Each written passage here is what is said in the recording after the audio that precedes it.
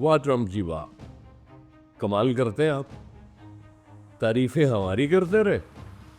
और जब वक्त आया, एक फहरिस्त बनी कि इमिग्रेंट वीज़े की प्रोसेस पे पाबंदी लगानी है,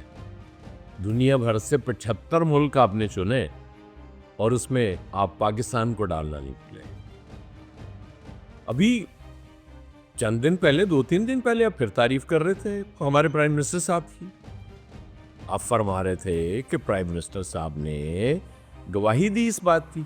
कि मैंने 1 करोड़ जानें बचा ली और मैंने करोड़ों जानें बचाई, लेकिन जब वक्त आया तो आप कहते हैं ना, यारी पक्की आपकी यहाँ नहीं है, वो कहीं और है। वो आपके नरेंद्र मोदी जी वो जब कहा करते थे कि my best friend mister Donald Trump, तो आप समझ आई कि इस प्रोसेस में आपने इंडिया को नहीं डाला, इंडिया को आपने बाहर रखा। जाहिर है मोदी जी आप बहुत आपके दिल के करीब है, आप बस को गुस्सा ही है कि उन्होंने आपकी तारीफ क्यों नहीं की या ये एतराफ़ क्यों नहीं किया कि जंग आपने बंद कराई थी। बहरहाल ट्रम्प साहब के बारे में आप जितना मर्जी खुशगुमानी का शिकार हो जाए, वो कहते हैं मैं तो ट्रम्प हूँ और मेरा फैसला सिर्फ ट्रम्प ही बदल सकता है। वो मुझे वो मौला जट, पुरानी मौला जट का एक डायलॉग याद आ गया कि मौले नु मौला न मारे तो मौला नहीं मरदा। अच्छा, अगर हम वो मौला जट रिटर्न जो उसके बाद बनी थी इस जनरेशन के लिए फिल्म, उसकी हम बात करें तो उसका भी एक डायलॉग है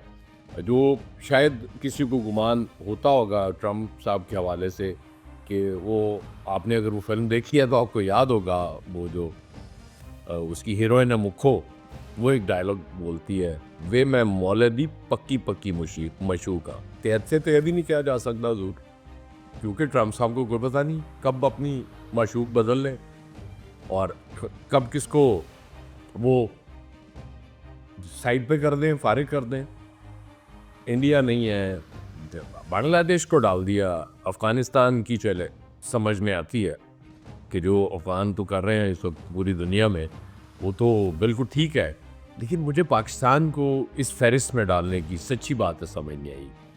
और उस दिन आपने इस फहरिस्त में पाकिस्तान को डाला है जिस दिन आपके ख़ानदान के करीबी फाइनेंशियल ग्रुप से पाकिस्तान का मुआहदा होता है, जिसमें हमारे प्राइम मिनिस्टर साहब भी मौजूद होते हैं और फील्ड मार्शल भी मौजूद होते हैं। तो ये इस तरह से मुझे नहीं लगता कि जब ताल्लुकात आप कह भी रहे हो इतने अच्छे हैं और उसके बाद फिर इस तरह का काम किया जाए। बहरहाल वो वडियाला वाले जो कैदी हैं वो कहा करते हैं ना कि एक तो आपने घबराना नहीं है, तो इसलिए घबराने की ज़रूरत नहीं है, क्योंकि हमें ये तसल्ली देने की कोशिश की जा रही है कि ये तातुल आर्जी है और जायज़ा लिया जा रहा है, फाइनेंशियल जायज़ा लिया जाएगा और ये देखा जाएगा एज क्या है, बंदा यहाँ काम क्या कर रहा है, उसके बाद उसकी इमिग्रेशन का शायद प्रोसेस हो जाए, उसको वीज़ा भी मिल जाए। लेकिन जिसने नहीं अप्लाई किया हुआ या जिसने नहीं जाना, उनकी उसे क्या फ़र्क पड़ता है। बहरहाल ट्रम्प साहब के बारे में ऐसे ही नहीं कहते कि अनप्रडिक्टेबल हैं, वो कभी भी कहीं भी किसी भी वक्त कुछ कर सकते हैं। और शायद ये फहरिस्त जारी करने का एक ये भी रीज़न हो कि ईरान में रिजीम चेंज करने में, फौरी रिजीम चेंज करने में उनको नाकामी हुई है और उनको गुस्सा तो है, अल्लाह ताला रहम करे, और वो ऐलान भी कर चुके हैं कि ईरान पे भी हमला करते हैं। देखते हैं ट्रम्प साहब अब क्या करते हैं।